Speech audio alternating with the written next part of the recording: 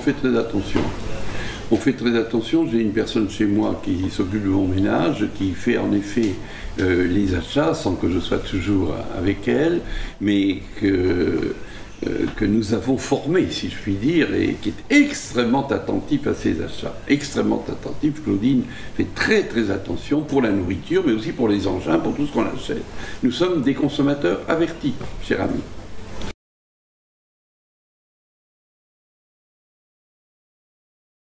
Je ne suis pas sur les réseaux sociaux que j'aborde, parce que je trouve ça terrifiant, je trouve que c'est effrayant.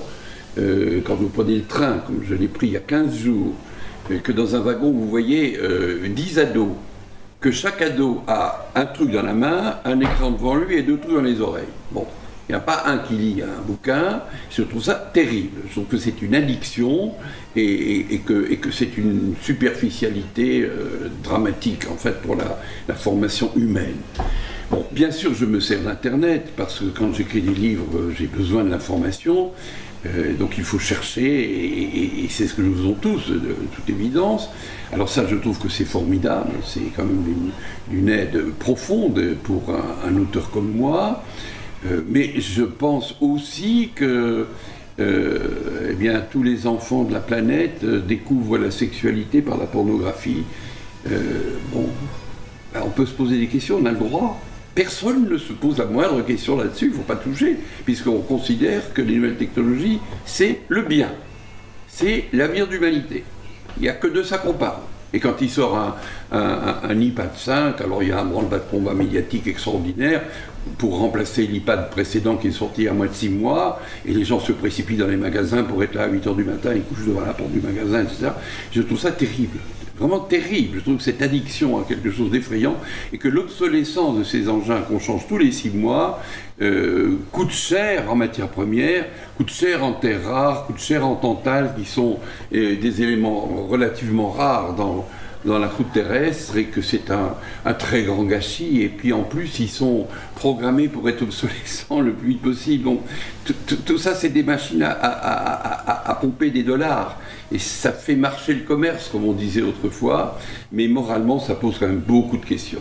Alors moi je dis cette chose incroyable, je suis le seul au monde, semble-t-il, à le dire, il faut moraliser l'Internet. Moraliser l'Internet, pas n'importe quoi. Quand vous voyez ce qui se passe quand un imbécile fait un film contre Mahomet et que tous les pays arabes sont en ébullition et qu'il y a des émeutes partout, ben, le gars qui a fait le film, il avait qu'à pas le faire.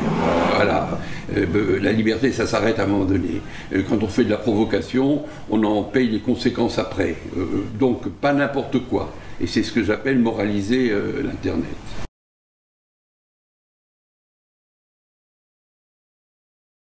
Oh oui, oh oui, on allait chercher de l'essence au Luxembourg. Nous sommes chez moi à 30 km de Schengen, le fameux Schengen. Maintenant, les avantages au point de vue prix de l'essence sont devenus très modérés. Mais par contre, alors pour l'alimentaire, c'est moins cher en Allemagne. Nous allons à Perle, qui est en face de Schengen, au bord de la Moselle, dans un magasin qui s'appelle le Globus, qui était exactement à 1 km pétant de la frontière, où pour beaucoup de produits alimentaires c'est moins cher, et beaucoup de Lorrains proches de la frontière vont effectivement faire des achats d'alimentation en Allemagne.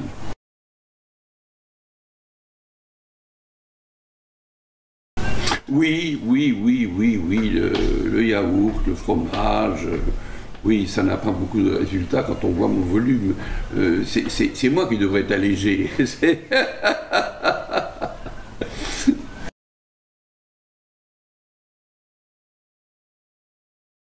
Oui, on mange bio chez nous.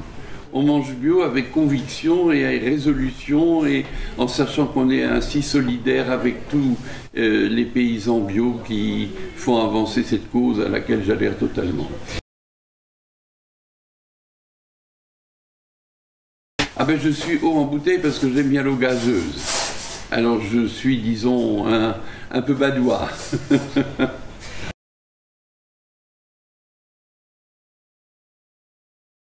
Oui, beaucoup. C'est tout ce qui est notre éthique de vie.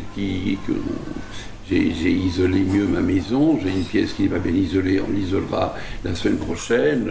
Oui, on est des consommateurs très préoccupés de l'environnement, et j'ai d'ailleurs écrit un livre avec Serge Papin, qui est le patron des magasins U, qui s'appelle « Consommer moins, consommer mieux ». Voilà, et c'était il y a 3 ans.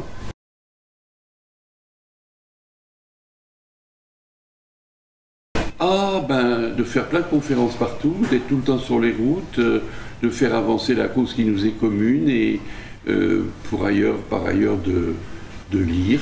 Je suis quelqu'un qui doit beaucoup lire, parce que vous savez, quand on écrit des livres, il faut beaucoup lire.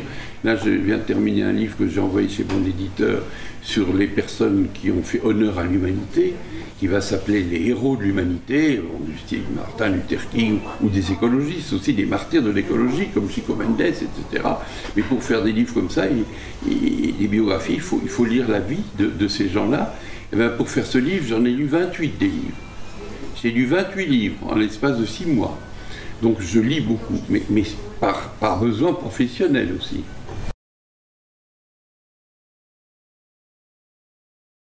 Oh ben l'Évangile. Voilà. Sans hésiter. Bien que je le sache à peu près par cœur, j'apprendrai plus grand-chose. C'est comme François d'Assise, à la fin de sa vie, il demandait à ses moines pourquoi vous lisez encore l'Évangile depuis le temps que vous le savez par cœur.